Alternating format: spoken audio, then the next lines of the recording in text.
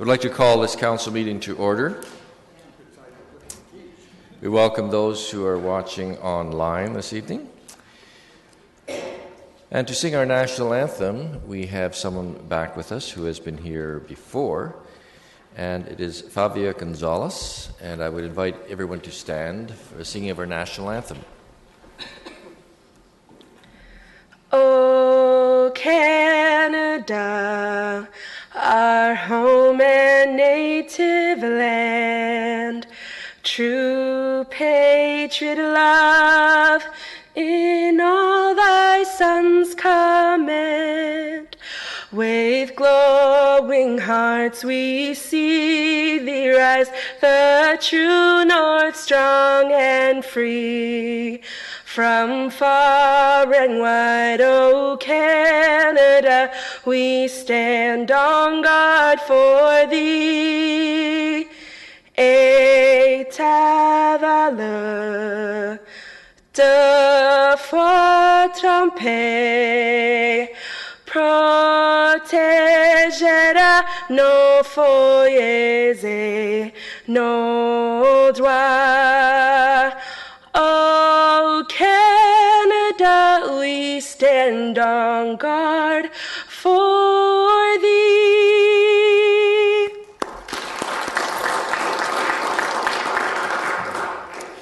Nicely done, Fabia. Thank you for being here again. It's been moved by Councillor Davey that the minutes of the regular meeting held on March the 31st, 2014, and the special meetings held March 31st and April the 7th as mailed to the Mayor and Councillors be accepted. All in favour? Oh, there is an amendment. So I'm going to take Councillor Galloway-Sealock first. Yeah, I noticed in the minutes of the Community Infrastructure Services Committee that with regards to the last item for the Festival of Neighbourhoods, it's in the motion in the minutes, obviously, that the last paragraph, that the annual capital improvement grant, the Festival of Neighbourhoods, be increased from $20,980 to $21,000. And I believe that should say increase from $10,000 to $21,000. That's correct. It was $10,000 is where it had been. $20,980 was the original recommendation, going to $21,000. And Councillor Fernandez. Yes, item 11 in Community and Infrastructure Services, when we're talking about the traffic calming, it was, I had made the motion and made the request that on the Dune Village Road from Homer Watson Boulevard to Anvil be changed to Homer Watson Boulevard to Tilt. And I remember that Mr. Carmichael had said that that would be acceptable to make that change. Yes, I recall that as well. So we'll change those two items on the yellow pages as well. And that was item number 11. That's on the committee, yeah, but it's item number 10 on the recommendations. So changing it Anvil to Tilt. Tilt Road, I think it is. Is that right? Tilt Road or Split Creek? Drive. Tilt Drive, okay. Okay, with those amendments, those in favor?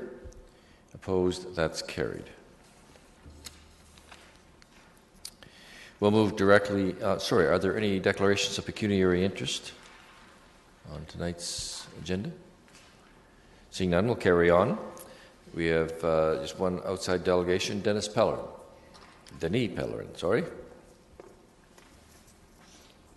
Good evening, and thank you, Mr. Mayor and members of Council, for hearing me this evening. I'm here to talk about the change in the parking bylaw. I've spoken to about 24 people, and that's what motivated me to come and speak to you this evening.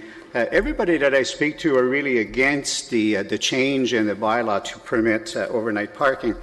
And now I do understand, of course, that there is a pilot project that's gone on for that, so you've got some results. The major issue is that I think we've got something that's working really, really well, and that's the way that everyone that I spoke to about it feel. And some of the concerns, of course, is that by permitting on-street parking. I mean, we have a lot of people that don't obey short-term parking signs now. They park at the wrong place. I think we're just lining ourselves up to create a bit of a slum situation that could possibly grow to something that's even worse. The other thing is that I think in a time where we're trying to be frugal and we're trying to get as much revenue as possible, to lose a little bit, and I know $40,000 or thereabouts, $40,000 to $50,000 is not a great deal of money. However, to lose that little bit of revenue as well, I think, that could be used for this time of year, certainly repairing potholes and things like that. The group of people and myself feel that it would be wrong to permit that. So I'm asking you this evening to vote against full-time parking on the streets during the summer months. Okay. Are there any questions of the delegation? Yes, there are. Councillor Fernandez. Thank you. Thanks for coming in, Denis. I'm over here. I know you were looking for... No, well, I can't That's okay. Is there specific streets that you've seen this being a problem with the 3-hour parking? Well, in my neighborhood there are. We have a lot of posted signs. Now, mind you, I also am very...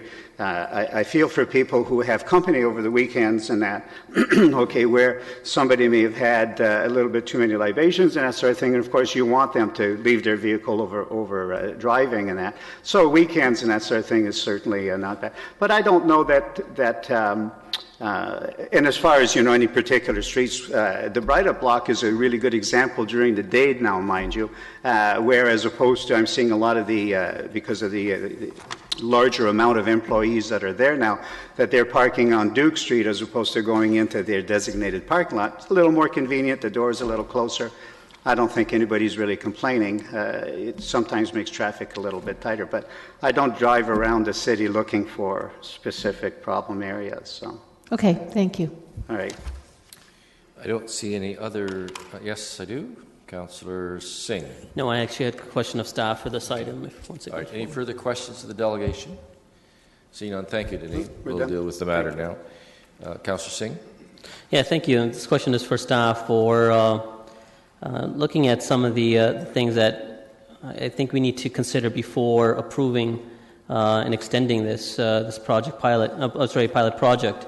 I've got some numerous calls from residents that do live on streets that are narrow, especially crescents, streets that have very sharp bends.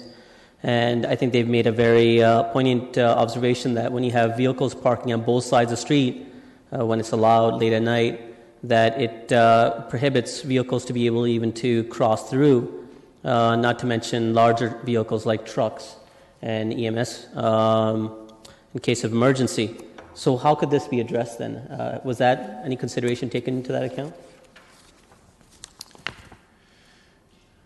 Mr. Turner. Thank you. Through you, Mayor Zaire. That particular issue was considered. Our transportation planning people looked at the issue, and unfortunately there's no one available from that division tonight to speak to it, but the thought was that on those narrow streets, options that are available would be to limit parking to one side of the street on an exceptionally narrow street. However, that's a process that's fairly involved in terms of surveying the entire neighborhood. If that is, assuming that we proceed with the granting of overnight parking, so those types of issues would have to be looked at on an individual street basis, and it's not something that's going to happen overnight because of the survey that has to happen. I understand, and that was the point of doing a pilot project so that we could see what type of issues do arise, and that's where I'm looking at your expertise. Over the last year when we did allow this on a temporary basis, and did we receive any occurrences where something like this did arise?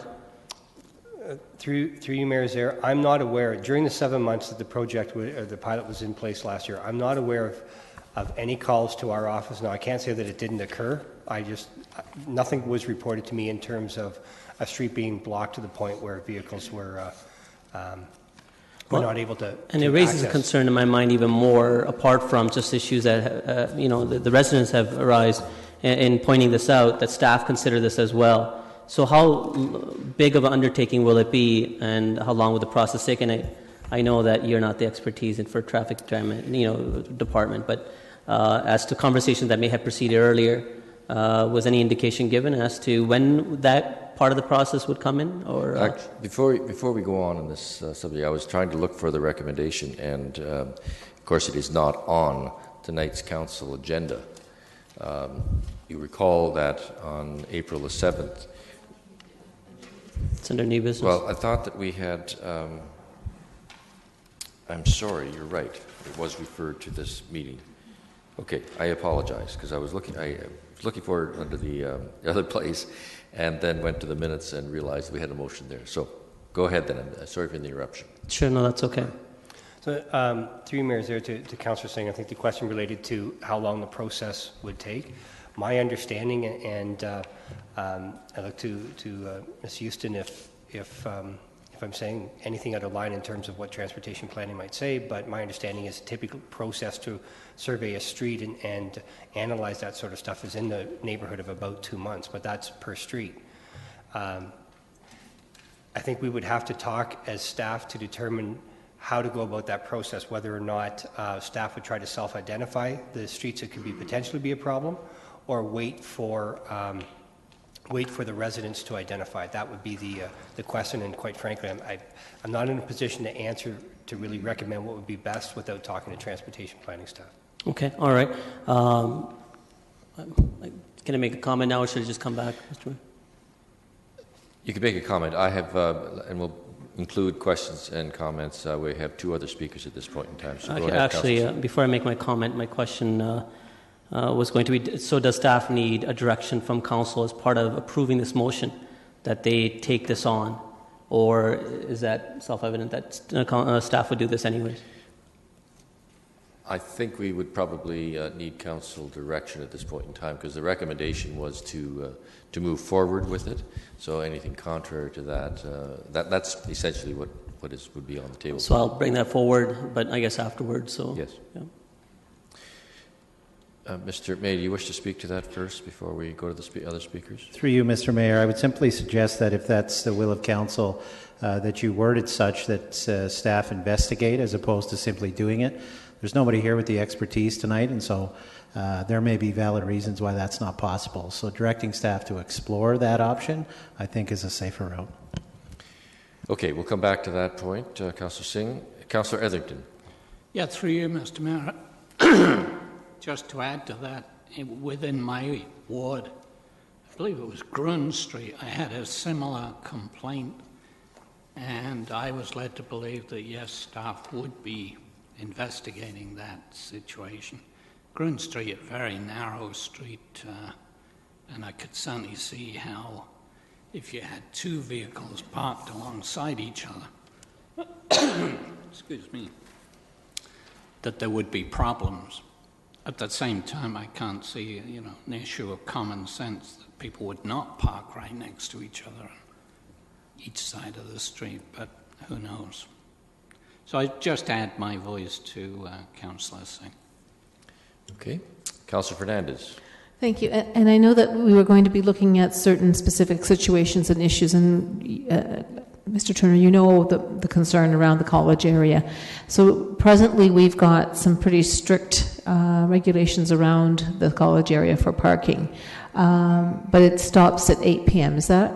That's correct. Okay, all right. So I have only heard from a few of my residents, but that was one of the reasons why I had asked for it to be deferred. I still have some serious concerns that we're going to see a real influx of boyfriends, girlfriends, everybody staying and parking on the street. Right now they have to really abide by the parking restriction, and I'm afraid we're going to have a lot of problems. Is there a plan for is that really similar to what Councillor Singh was asking, a plan for dealing with those particular situations? Mr. Turner? Through you, Mayor, I think we would, again, have to deal with it on a case-by-case basis. And again, I'm speaking on behalf of transportation planning based on my understanding of their process. Down at the college, it's somewhat unique in that of the 8-month typical college year, 4 months of it, there is no, we're not recommending any changes to the overnight parking for the wintertime. So we're really talking about 4 months out of in terms of a peak period, 4 months, 2 in the front end, 2 in the back end of that 8-month period where overnight parking would be permitted. But I think we would have to look at engaging the residents again. That's what happened years ago when the 8 p.m. was implemented. What residents heard at that time, is my recollection, was that they were concerned about parking during the day, but they wanted the ability for evenings and weekends for themselves and their guests as well. So we certainly would have to engage them on a street-by-street basis. Okay, all right. I do have a slight amendment I wanted to make to the motion when that would be appropriate. Perhaps you could say what it's going to be, but hold off on presenting it at this point in time. Sure. I really would like to just see it moved from April 1st to May 1st, only because if we see the same kind of winters that we had this year, there was still a tremendous amount of snow on a lot of the roadways, which narrowed many roadways up until really this week. So I think that may be a little bit wiser and a bit more prudent for safety concerns. Okay, we'll come back to that. Councillor Davey. Sorry, I hope I didn't miss any part of this conversation, but I've actually only had a single concern with respect to the narrow roadways. But I think that's already covered under how things are done. Any resident can request a parking review on a street anyway, so I'm not sure what the intent would be. I guess want to make sure I understand where we're going with this. Our current practice, Mr. Turner, would be that that could come back through a request from the neighborhood. Is that correct? Yes, Mayor Zero, that's correct. I think the discussion that may have to take place is whether or not we leave the process as it is, where residents would seek out transportation planning, or whether or not transportation planning staff in conjunction with our office would try to self-identify some of those streets, or identify some of those streets ourselves. That, I think, was part of what I got as okay. So if that's the intention, I think this is typically, I think we should always be proactive, but I think this is a situation, if I can comment as well, Mayor Zare, this is a situation where I don't think I want to go on to a street where I haven't heard any concern and start polling the residents whether they want parking or no parking, and sort of, I think we're going to create problems. I think this is a pilot. I think the appropriate method is to just stick with the manner we have in terms of responding, and let a resident voice a concern, and then they can go through the process of having a parking review and seeing what the people in the street would like to do, and then deal with it that way. Having said that, I have no problem supporting Councillor Fernandez's movement to May 1st either. I think it's probably a good point. Okay, Councillor Singh. Yeah, and quickly in response to what Councillor Davies just said, my concern isn't, you're absolutely right, residents that see an issue on their street can request for a parking review, but we're not looking at indicating who can park on which sides and regular parking guidelines. This is just for overnight parking.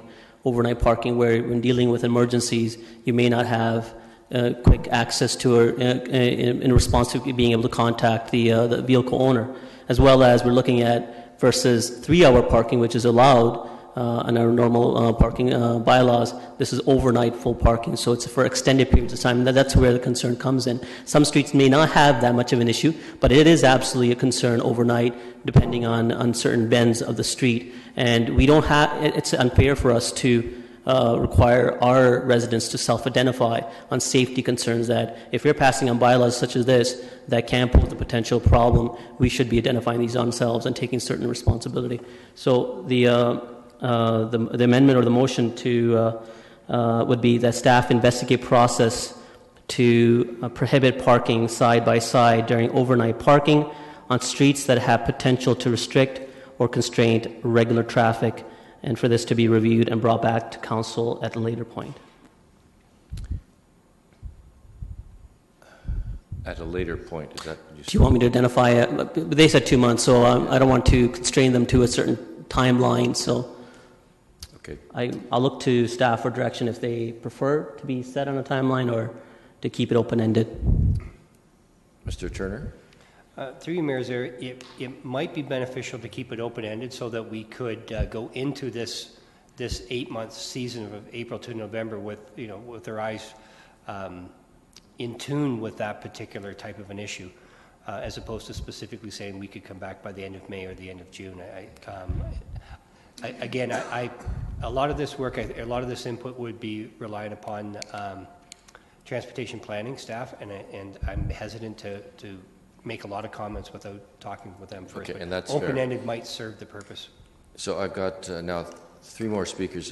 Councillor Singh, if you would write that amendment out, please, and then we'll put it on to the screen as well, so that everyone can see it as it's finally written. Councillor Brabanovic. Well, thank you. And I guess if I can just ask Councillor Singh first of all, because I'm just trying to understand the ration, or exactly what he's looking for here. Are we asking staff to go and identify every street where we think there might be a problem, and to suggest that we want to go through some sort of parking review on those streets? Councillor Singh, do you wish to respond to that one question? No, not parking review, I think, per se, because we're only I'm limiting this to just overnight parking only. Parking review more, I guess, combines of seeking resident input as to if they want to restrict parking altogether on the street or on one side. This is trying to find additional, looking at where there could be potential problems for parking for extended periods of time that we may not be focusing on right now because parking is prohibitive, past a certain timeline over 3 hour. But I'm going by the basis that there could be issues that do arise that we may not be foreseeing, that we need to have staff address and look for potential concerns. Okay, but I think you have to focus in on Councillor Branovic's question. Is it that you are asking staff to do this, whether it's for 1 hour or the 8 hours, is immaterial? Are you asking staff to identify all of those streets, or go out and poll the community? That's the significant difference. Yeah, because just to be clear, and I guess I'm just struggling a little bit to understand, much like Councillor Davey, we have a process, because let's face it, right now people can park on the street for many months of the year during the daytime hours, and the 3-hour rule applies, and we deal with it if there's an enforcement issue. Nighttime, the 3-hour rule applies, and we don't deal with overnight stuff. We haven't on a pilot basis. And the 3-hour rule did apply, and now we're saying we're going to get rid of the 3-hour rule. The process for dealing with problems has been neighborhoods identify the issue, we go and review it at that point in time. So are you saying that that's not working and you want something else to happen? I just need to clearly understand what you're looking for. No, and I appreciate, the questions that you're raising. And Councillor Brabanovic, I was really hoping that staff from transportation would have been here today, because initially I did have similar questions. I would have posed it to them. In absence, I am trying to propose something that could be looked at a later point and brought back as a report.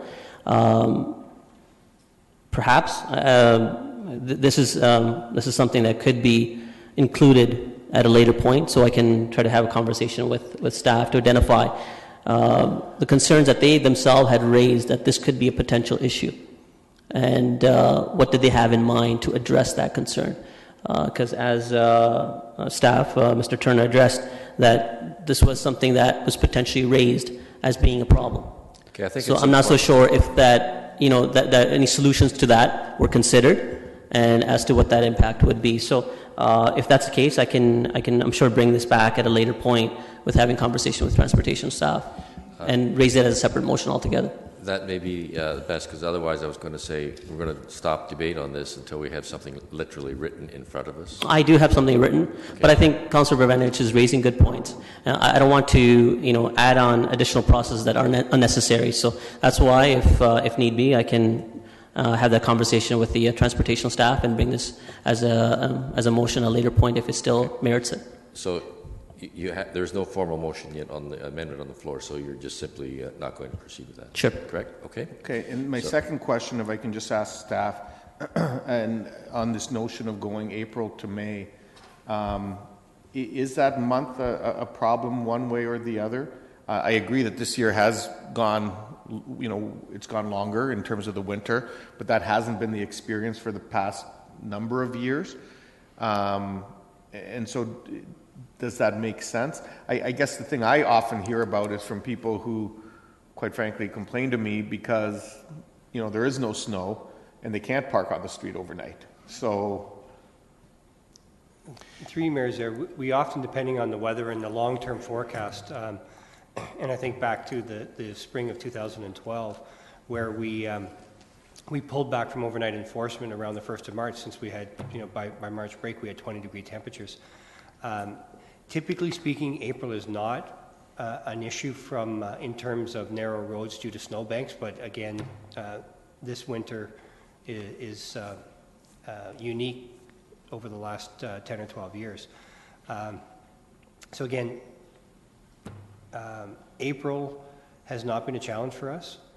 If council, and I'll just make this comment, that if council were to see fit to move the implementation of the overnight parking from April to May, what we would do during that month is we would use our discretion based on the weather. So if we had a very mild month of March and April, we wouldn't need to enforce a 3-hour limit, but if the weather conditions required it, we would have that option to enforce it. So it really still would be weather dependent from 1 April to the next. Okay. Thank you. Okay, let's stick to the recommendation now that we're dealing with this, which we have in front of us, which is from the it's on the agenda itself, not dealing with the issues that Councillor Singh had raised earlier, because those are off the table at this point. Councillor Glenn Graham. Thanks very much, Mr. Mayor. I don't have a question. May I bring forward a minor amendment and make a comment? Go ahead. The amendment would be that rather than doing this in perpetuity each year, that it would be for 1 year. And the reasons for that would be that we had 7 months of a pilot, but I'd like to see a full calendar year. And I'm also not fully convinced, based on the arguments that Mr. Pellerin brought forward tonight, and also reading some of the comments about the feel of all the cars on the street and the narrowness and the pinch points of the road. I think Councillor Singh brings forward a legitimate point about EMS vehicles alone. Forget about the convenience factor. I think that's a concern, and I don't know how this will play out. I prefer council to have some oversight about this in 1 year, so that would be my amendment. Okay, we'll come back to the specific amendments, but just to be clear, if I'm understanding you correctly, the words each year would be replaced by 2014? Well, it's effectively the same thing. Okay. Councillor Yunetsky. Yeah, thank you. This is one of those scenarios where it's a no-win situation, where you please some of the people and upset a bunch of others. You probably got a number of dozens of emails, responses that we got in our package today from our staff. The feedback that we got from residents on either in favor of this particular amendment or opposed to it. And when I looked at it, some people were really happy that we're going to be bringing this forward, and others were really ticked off that, geez, we've got to enforce it. There's issues on particular streets, and we got problems that have to be addressed. Maybe just be simple, just to have those areas that don't have an issue allow the parking to go ahead, and those ones that do have an issue put in some restrictions. Maybe that's the way to do it, but that's a hell of a lot of work for staff to do. You also have to keep in mind that many meetings that we've had here over the last several years, while we've been on council in this term, staff have brought forward reports dealing with problems with parking on the inside curve, the outside curve, certain sides of the streets, both sides of the streets, and amendments have been made by us on those particular streets to address narrow streets, over parking, can't get through, a variety of issues. And those are going to continue on, as I would understand it, on this particular scenario. We're not going to remove all the no parking on one side of the street or on the inside curbs. They will still remain.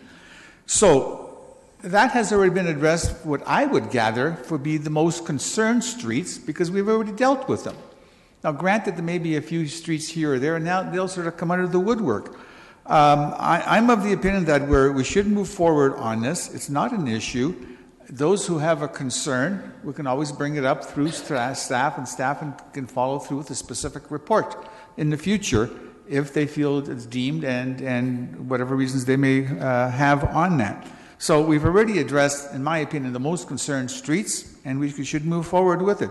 It's not a 100% pleasing scenario, because you'll please some people and you'll tick off others, no matter whichever way you vote. So, but I'm prepared to support this and even leave it at the date of April the 1st. Councillor Galloway-Seelock. Yeah. I think we're missing one of the key components in our discussions here this evening, and that is one that in the long term staff are going to be looking at. It's not a short-term solution, but a long-term solution with regard to the e-services and the potential to look at the exemption policy once we have the e-services and customer service strategy in place, and I think that's a key piece. This is something I feel, having heard from residents for a long time and being the one who brought it forward in the beginning, that we need to do during the time before we potentially see e-services potentially changing this rule. I think we need to look at this on an ongoing basis, the way staff have recommended it, but understand that any given year, the way we're structuring it, that we're able to change those rules. We're not changing the bylaw, we're making an amendment to the bylaw, which is a lot easier to change if we ever do need to down the road. We've done it already for 1 year, and from the evidence that staff have brought forward, and even us as councillors brought forward before our meeting last week, we really heard very minimal concerns with regards to any streets that might be too narrow, because we would have heard about those last year. Now, that is one concern I did hear from one of the residents, the only resident specifically that I heard from, that was against these regulations, and I simply pointed him in the direction that I always have with regards to going to traffic staff and asking them to review the situation and look at if parking on one side of the street would be wanted in that area. And so I see that as the process that all residents can look at moving forward. I think there needs to be clear messaging, and we've always had bylaw that is for the winter months, December 1st to March 31st, and April 1 to November 30th. And I think we need to keep it that way. I don't see having 1 month difference that big of a deal. This winter was really an anomaly. And if there was still snow on the streets, we can always issue a change for that year if it really was warranted. I think we need to move forward on an ongoing basis so we can clearly communicate with our residents what our new bylaw would look like. And I think that it's important that we continue to move forward with that. I have tried to solicit feedback from residents for a number of months now, and really just received a little bit in the last little while, and I see that the majority of residents are in favor of moving in this direction. Okay, Councillor Ioannidis. Through you, Mayor Zaire. Mr. Turner, my question is, regardless of this pilot program and this motion forward and recommendation, how did staff deal with pinch points when there was 2 vehicles parked where we felt that it was could impede EMS? Did we solely just rely on the 3-hour parking, or do we have any other methods? Through you, Mayor Zaire, that situation comes up periodically. It's not a large volume, but when that situation comes up where we truly believe that vehicles are blocked, we do see a bit of a challenge, because if 2 cars are parked side by side blocking the street, we never really know which one was there first, because technically the second vehicle is the one that's blocking traffic, or parking in such a manner as to block traffic, and we actually have a ticket that we could issue for that. In those situations, we have a couple of options. One would be that if the road is completely blocked, we would issue tickets to both of them, knowing that somebody's going to be calling me, and we'll sort it out then. The other thing we'll do is we'll run the license plates and knock on doors if we can to get the vehicle moved. So we'll do, again, it doesn't happen in high volume, but we'll do whatever we can to get the vehicle moved. And I would defer to Chief Beckett in a situation if a fire truck had to get down the street. My guess is they're going to find a way to get down that street, but I would defer. He's here to comment if that was necessary. But we do have some tools that are a little outside the box if necessary to do. So wouldn't that make sense just to continue with that, with these concerns that have been raised by council? It continues to be an option. It's just, again, tools in the toolbox. So staff are going to use whatever tools available to get the street open if necessary. Okay, just remind you that's not on the table right now. Okay. Thank you. I think this is an issue where you're either all in or you're out. So either for the parking on the streets, and I think that's the way you should be voting on your opinion on this. Okay. Councillor Singh, final comment. Yes, thank you. And I do have serious reservation for this amendment to the bylaw. The concerns that I raised earlier speak to that concern. I'm sorry, I know that what I have proposed isn't on the table, but it speaks to why I'm raising some issues with the amendment, or what we're proposing to do today, is that I'm not sure if some of you are comfortable, but if I have a loved one who's in need of some emergency services, I don't want by law to be door knocking just for someone to move their vehicle, or by law extending a ticket to them. I need immediate service. And those are the things that really give me some pause to consider this. I realize that we do have in the works of bringing e-services, so to allow for request for allowance for parking rather than a complete blanket allowance as what we're doing right now. I don't think this is the best case scenario. I would not prefer this, but keeping in mind that that's something that's coming at a later point, and what Councillor Glenn Graham is proposing is limiting it only till the end of this year. By then, at that point, hopefully, we can state back to our residents that there is a better process than what we're recommending right now. Based on that, and for 1 year only allowance, reluctantly I'll support it. Okay, I have no further speakers. There are two amendments. I will take the first one by Councillor Fernandez. If you could formally move that, please. Yes. I just wanted to change the date from April 1st to May 1st. Okay. Is there a seconder for that? Councillor Davey. Deal with that amendment first. Those in favour of the amendment? Opposed? And I am opposed. That's a loss. The vote is lost. The next amendment, Councillor Glenn Graham. Thank you, Mr. Mayor. As you noted, I'll just change the date from April 1st to November 30th rather than each year.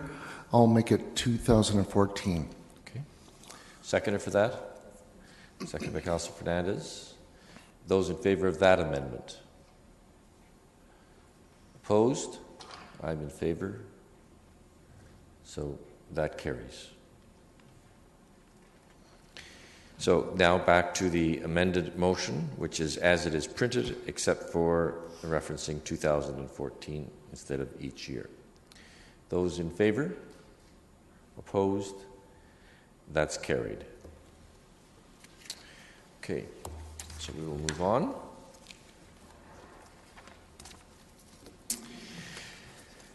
The tenders are next. Someone prepared to move the tenders? Councillor Ioannidis, seconded by Councillor Bravanovich. We will go through them one at a time. If there are any questions on the firefighter station wear, Councillor, is that on this one? Councillor Dansky?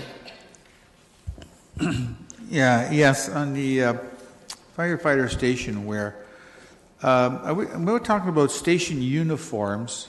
Could you maybe clarify what you mean by station uniforms? Is the outfits that you wear at the station when not fighting fires, or when you're going to special occasions representing the fire department? Is that... Chief Beckett? Through you, Mr. Chair, this tender is for our station wear, which is designed that what the firefighters wear on a day-to-day basis around the station, not the dress uniform that you would typically see them on parade in. and that you'd see me in usually at council meetings. This is, your typical dark blue shirts, dark blue pants with cresting. Okay, appreciate that. And how often do they get new uniforms, not new uniforms, but new change of clothes? Is this something annually or every 5 years, or how often? Through you, Mr. Chair, the collective agreement states that the station wear will be changed on an as-needs-be basis. That's our collective agreement language. What we have is an exchange for an exchange, so they have to bring their worn-out uniform in, prove that it needs to be replaced, and we replace it. Typically, what we'll see is anywhere from 3 to 5 years worth of wear on a set of clothes. And how many sets of clothes do they get each? Through the collective agreement, they're entitled, I believe, to 4 sets, 4 pants, 4 shirts. And as one wears out, they would exchange bring it in them, and yes. exchange it. Okay, thank you. Okay. Second tender is the Queens Boulevard reconstruction. Don't see any questions on that one. Councillor Yanetsky on that, Paul? No, back to the firefighter. I didn't turn my page. Another question. On the firefighter? Okay. And this is more directed to on a tender. There's 4 tender quotations, and the last 2 are from the same one with 2 different rates. I don't understand that. Mr. Gordon. 2 different quotes. Yes, they put in a quote and an alternate quote on material.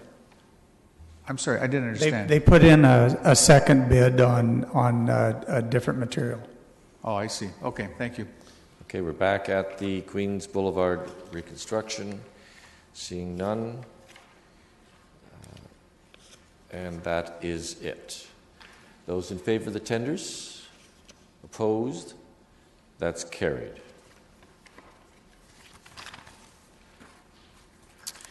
We have dealt with the item under unfinished business, but we need to come back to the committees now.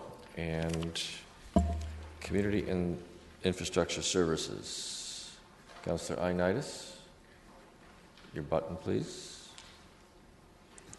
Just bring in the report. It is moved by myself and seconded by Councillor Frank Etherington that your Community and Infrastructure Service Committee recommends the following items from items 1 through 11 be approved. And we'll note that item 10 is changed from Anvil Street to Tilt Drive, and item 11 is changed from $20,980 to $10,000. Those in favor?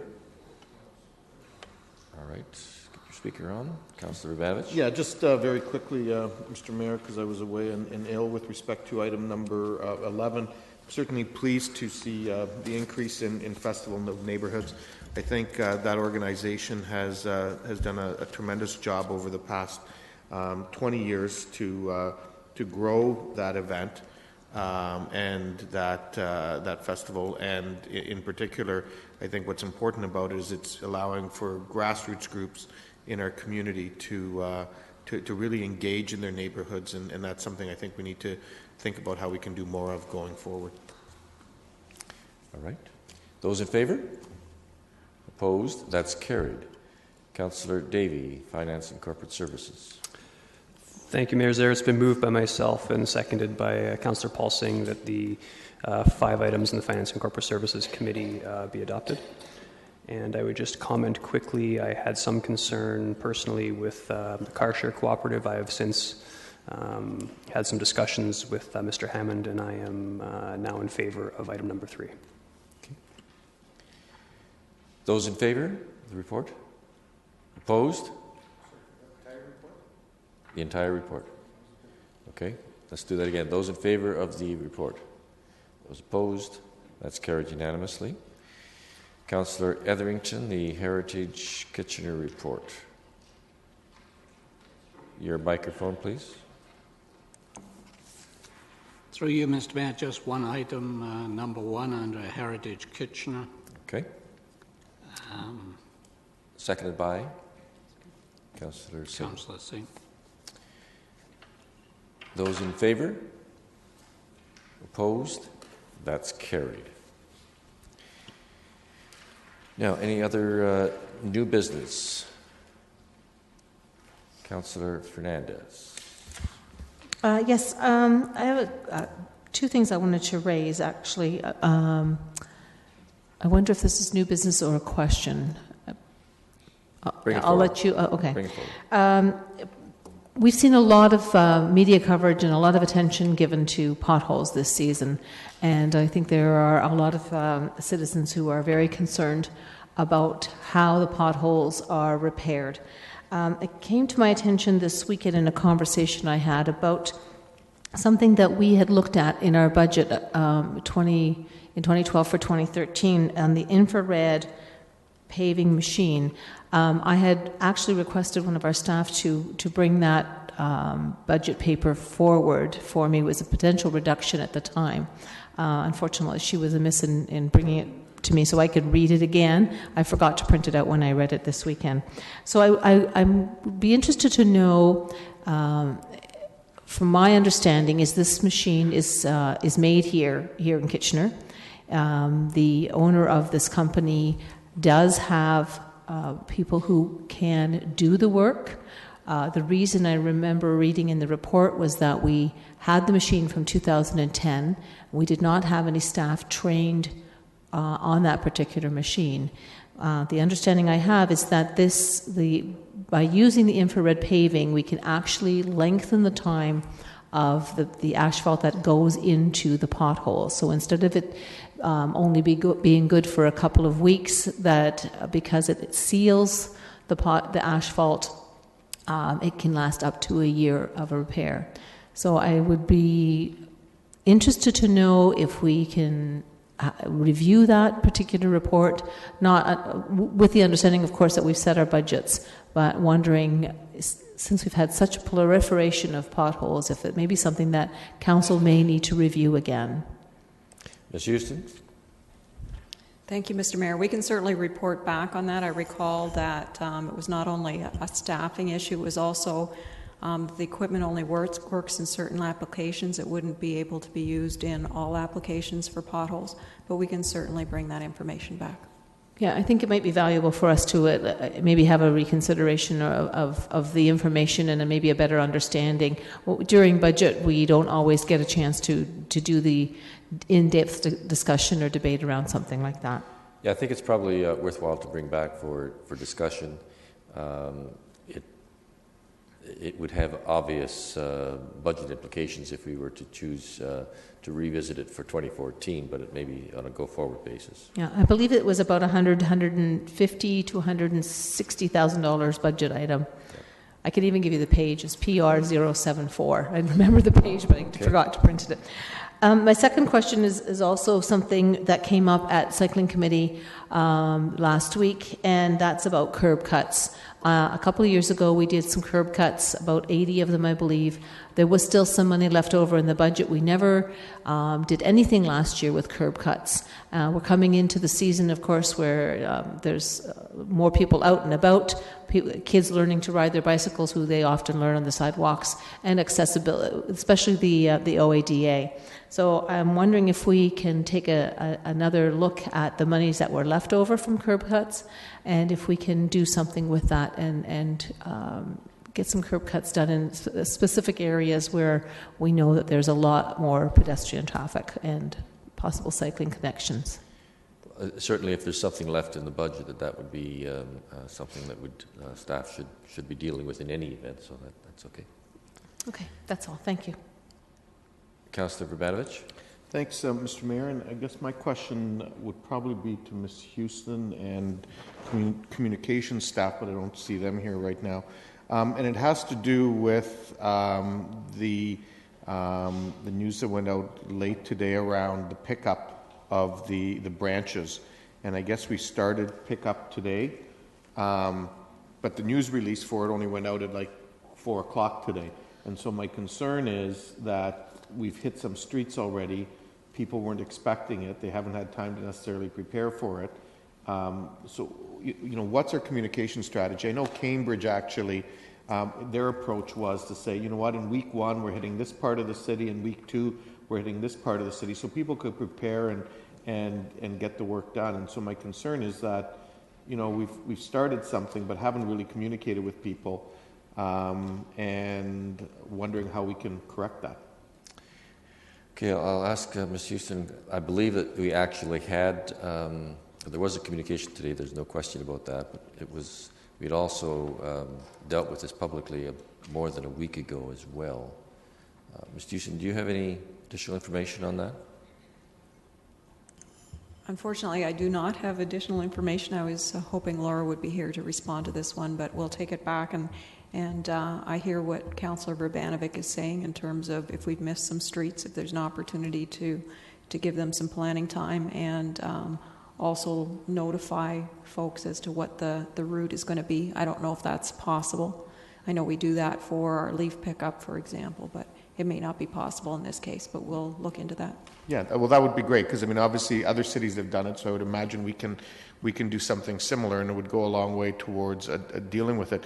I've also had some inquiries from folks who are being led to believe that we're expecting them to tie branches together and so on for pickup, and it kind of alludes to that in the release, but it seems that is pertaining to other branches that will pick up, but like ones from their backyards or whatever need to be cut into 3-foot lengths and bundled together.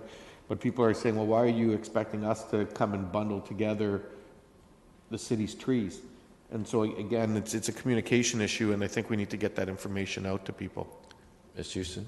We can certainly clarify that. It's certainly not the intent that we would expect the residents to bundle up the city tree branches. I think the bundling and the 3-foot in particular relates to the normal yard waste pickup that the region is doing, not necessarily our vehicles going by and chipping and picking up the larger pieces that are on our own property at the boulevards. Right, but I think at this point we're picking up everything is what the release said.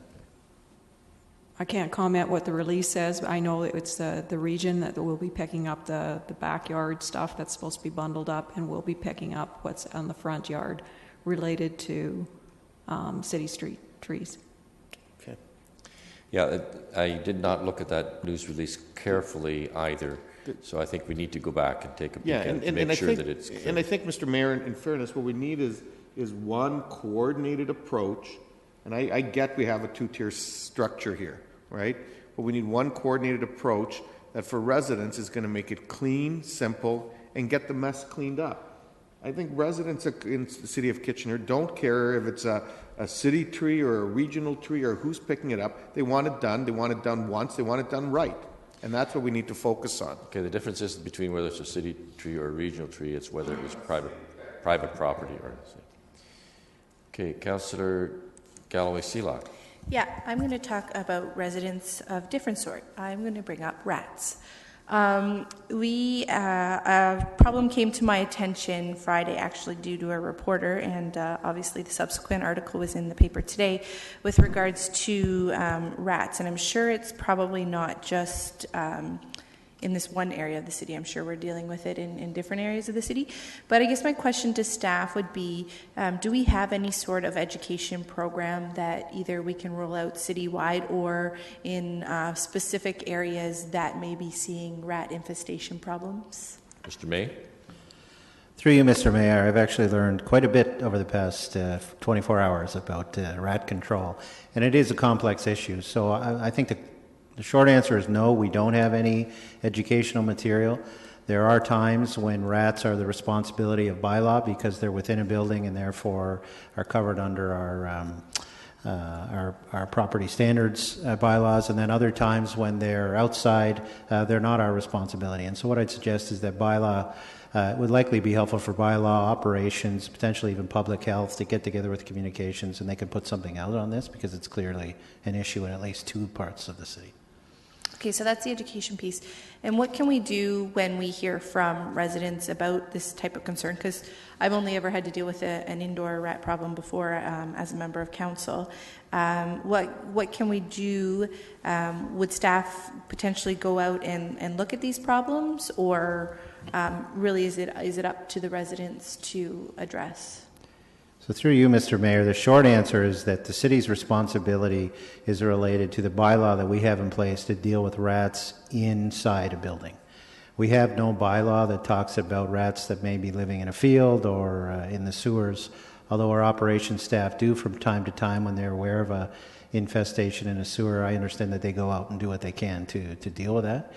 And so I think the short answer in the short term is if councillors receive inquiries, they should forward those on to Mr. Turner, and he can kind of quarterback those until we have a fuller communications plan for this. Okay, thank you. Councillor Etherington. Yeah, through you, Mr. Mayor, I would go back to the previous item.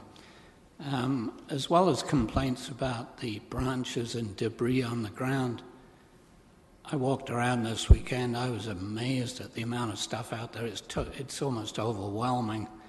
But I've also fielded a call from a resident pointing out a dangerous situation where heavy broken branches, and I saw a number of these, still caught up in trees with a little wind are still crashing down. This is in the Victoria Park area.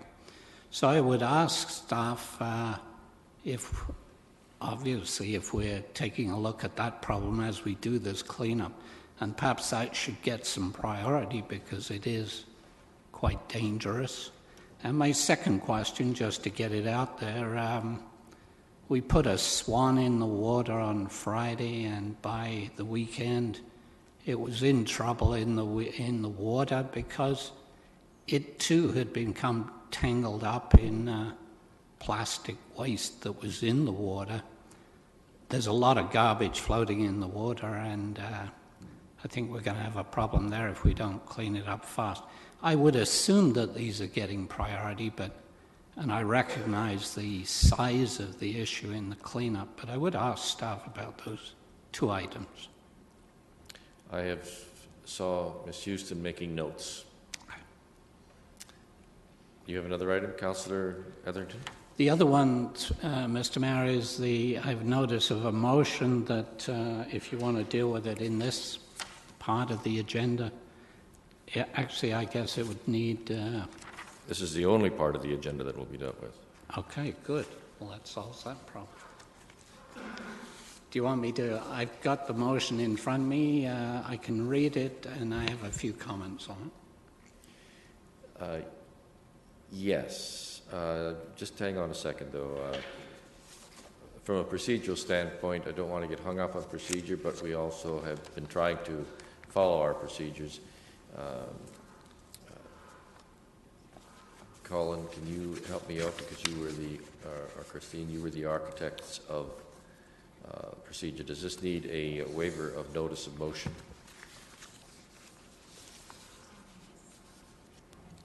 Through you, Mayor Zare, yes, it would require waiving notice of motion, which would need to be approved by 2/3 of the whole council. Okay. I think in order to make sure that we're following our procedures, I think that's what we should be doing first.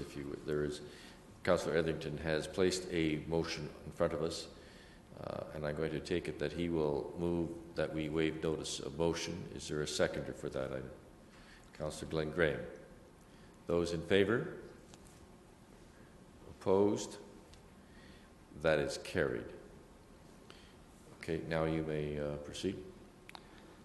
So I'll just read the motion, Mr. Mayor. Whereas several hundred disadvantaged homeless people make use of food and emergency shelter provided by Kitcheners out of the COL program each late fall and winter, and whereas the Ray of Hope Agency has announced it will no longer provide Tuesday shelter and food service starting in the late fall of 2014, this could leave street people without adequate necessary shelter.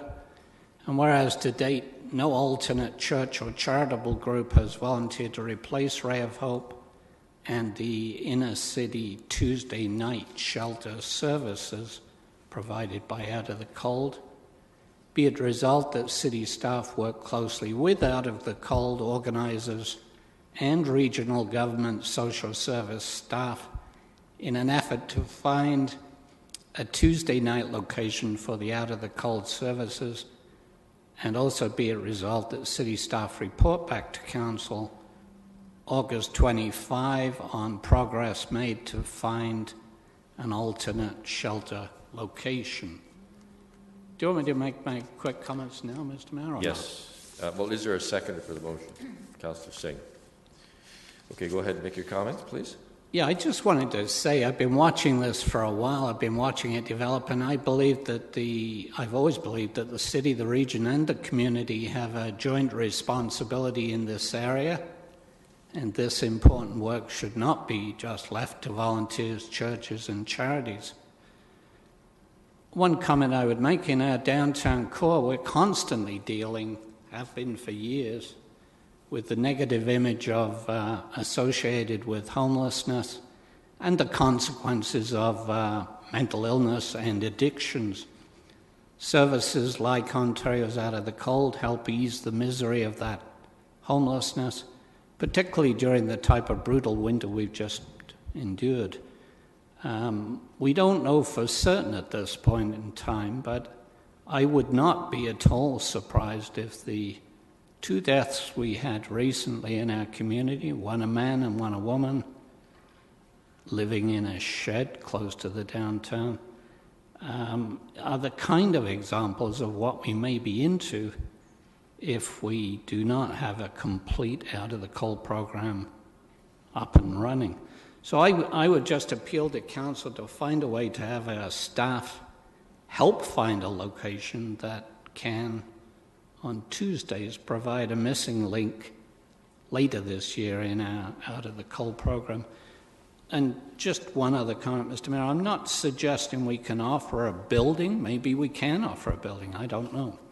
But we certainly have the staff expertise and ability to provide support, if it's nothing more than moral support, for those who are currently trying to find this type of shelter to fill in on Tuesday evenings.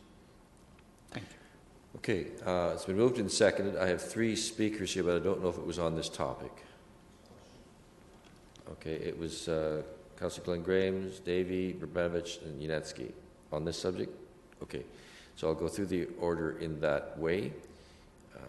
And just in some of the wording that Councillor Etherington used helps me a little bit, because I said working with. I think each one of us individually would want to morally assist, but I think the issue here needs to be led by regional government, because they have carriage of the housing and homelessness issues. With the province, of course, as well. So we may want to just consider making that clearer in the first operative clause. So, Councillor Glenn Gray. Thank you very much, Mr. Mayor. And I'll ask Councillor Etherington a question about this. I'm fully in support of this, of course, but I had a question about weekends, because I believe that the Out of the Cold operates during the week, but I didn't believe it offered solutions on the weekends. And so if that's the case, I would like to amend this to talk about Tuesday night and weekend locations. So perhaps Councillor Etherington can share his insights about whether there's a weekend solution or not that he knows of. Councillor Etherington. And I believe the councillor is correct. Tuesday and I believe weekend shifts can be filled as well. Yes. So that could be amended. So that would be my amendment then. Okay, we'll come back to that again with the same caveat that I had put in before. Councillor Davey. Thank you. Question of staff, if I could. First of all, I'd like staff to comment on this in general, especially with respect to the amount of effort they anticipate that would be required and the jurisdictional responsibility of the City of Kitchener. Mr. May, Mr. Wilmer. I'll give it a shot, and then Mr. Wilmer can jump in if I miss something. So through you, Mr. Mayor, I think that the mayor put it best.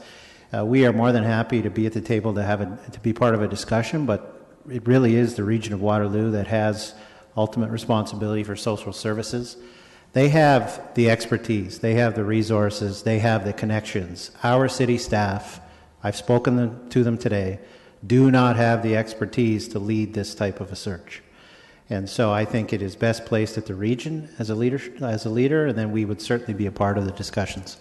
In terms of time required, if what council is expecting is for us to look closely at our city-run facilities, I would suggest to you that the August 25th time is probably suitable because it is a significant amount of work. We would, as just one example, if we were to look at the downtown community center, we would have to engage all of our partners. That includes our neighborhood associations, the LIN, all to have a discussion around how we might be able to do this. So it is not a small undertaking, and so I think the timeline here is suitable, but it will require a significant effort by staff. Mr. Wilmer, it's okay. Okay, we'll go to the speakers. Councillor Urbanovich. Thank you very much, Mr. Mayor, and I too am certainly supportive of offering our assistance in the context of working with regional social services. I guess 2 points that I would like to see amended, and I think they're minor, so I'll leave it to your discretion whether or not you want formal amendments. But number one is it's actually not, I believe, Kitchener's out of the cold program because it applies to both Kitchener and Waterloo. So if we can, you know, I think it's, right now it would suggest that somehow it's one that the city is responsible for. So perhaps we can remove Kitchener from the whereas statement. But in the be it resolved, I think in addition to working closely with out of the cold organizers in regional government, I would also suggest that City of Waterloo should be there as well because it's an out of the cold program that works across both municipalities, and perhaps there's a faith community up in Waterloo that could be persuaded to take on the Tuesday night or one of the other nights as well. So I don't know if those would be considered friendly or if you want formal amendments for those. Well, I'm looking to Councillor Etherington, but I believe the first point that you made, just eliminating the word Kitchener's, because out of the cold is a broader program than just Kitchener, of course. And the cooperation with the City of Waterloo certainly would be there, I think, is reasonable. Councillor Etherington. Yeah, I don't have any problem with either. What I was attempting to do in clumsy fashion, probably, I'm well aware out of the cold, is Kitchener and Waterloo.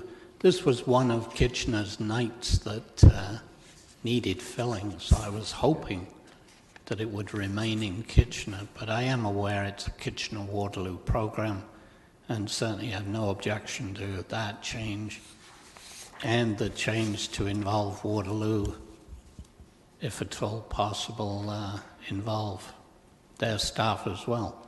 All I'm interested in is finding a fill-in for this particular evening, and I'd be very pleased if it was in Kitchener, but if it was in Waterloo, that's better than nothing. Okay, so those two, we'll assume that those two things are friendly amendments, even though we don't take friendly amendments. Remove the word Kitchener's and incorporate City of Waterloo in the first operative clause. Councillor Yanetsky.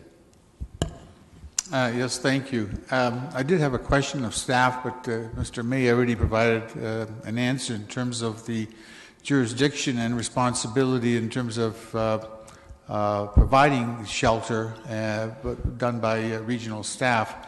I do support the objective of where it's all headed towards, but I'm just wondering, you know, we have city staff, and as he pointed out, we don't have any city staff that our city is responsible for this, and it's really beyond our capabilities. That's more regional jurisdiction. So I think the best procedure here would be if Councillor Etherington approached the region directly and appeared as a delegation before a regional council or staff and worked with them directly, because they're the ones that'll be responsible for it. Okay, I would suggest that from certainly what staff has said so far this evening is that their involvement would be in terms of a location, not in dealing with the program itself, because that's where we do not have any expertise on staff. But it is a point, though, Councillor Yudetsky. Councillor Singh. Thank you. And my question was answered through Councillor Davies and then through the answer that Mr. May provided. So I'll make my comment for the motion. Obviously, it's clear that the deficit does exist, and it's important for us to engage in all parties to help address that, to assist those especially in dire need. But at the same time, as said by earlier comments, this is not our expertise, and this is not our necessarily mandate, but it's important for us to extend ourselves, engage in conversation, and put forward as a fruitful partner to look for solutions. And I think that's really all we can do in initiating the conversation as to what needs to be done. And I absolutely support what Councillor Ravenovich has put forward, that this is a Kitchener-Waterloo issue, not just for the city of Kitchener, and we need to make sure that we have that included. So I will support the motion as long as it doesn't commit any necessary resources immediate on our part. I think at this point we need to just engage in conversation and look to see what comes before us before we commit. Okay. I'll come back to you, Councillor Etherington, at the end. Councillor Davey.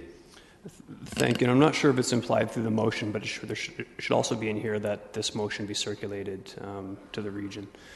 And Waterloo. And Waterloo, yes. I have, the cause here is noble, but I've always had very significant concern about overlapping responsibilities and jurisdictions. And I will very hesitantly support this because this is going to take a lot of our staff time, and the suggestion is that we have extra staff time, obviously, which I don't think is a fair assumption.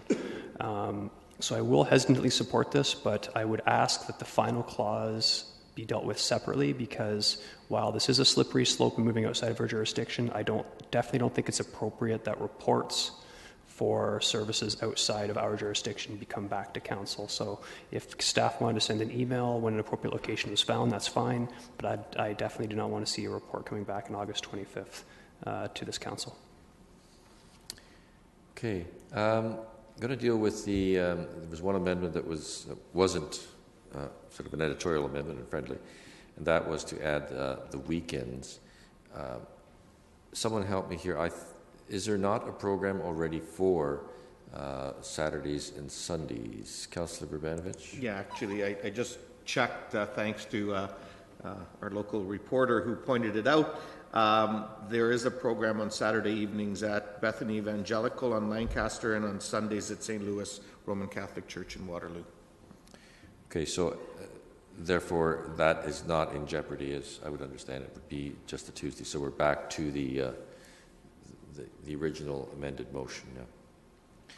Okay, the request has been made to divide the operative clauses. That's the last two. First one is to ask city staff to work closely with Out of the Cold organizers, City of Waterloo, and Regional Government Region of Waterloo Social Services staff. I think those are the definition words will change in there, in an effort to find a Tuesday night location for Out of the Cold services. Councillor, recorded vote's been called for. Councillor Etherington, do you want to close off debate? Yeah, just one fast comment, Mr. Mayor. I would just say this. I understand the waffling that's going on around this issue, but it is our responsibility. It's the responsibility of this council, Waterloo Council, and the region. The region is doing nothing to solve this problem. They require a pointed shove from this council and Waterloo Council, and that's all I'm looking for, to get them off their butts and do something about the problem. We encounter this problem every day, at least I do, every day walking up King Street. So I don't agree that it's not our problem. I can see from a jurisdictional point of view it's not our problem, but in every other way it is our problem, and we're dealing with it, and it's helping to bring down the quality of our inner city. So I would very much like to see us involved, even if it's only to use our expertise and clout to give the region a nudge. Okay. Motion is on the table now. We'll deal with the operative clause, the first operative clause. And a recorded vote has been called for. You can now vote.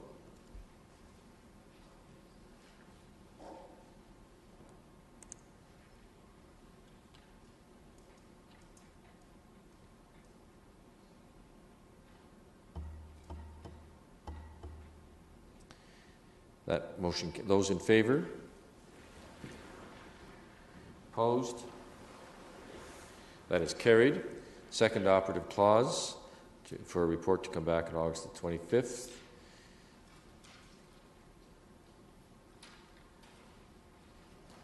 You can now vote.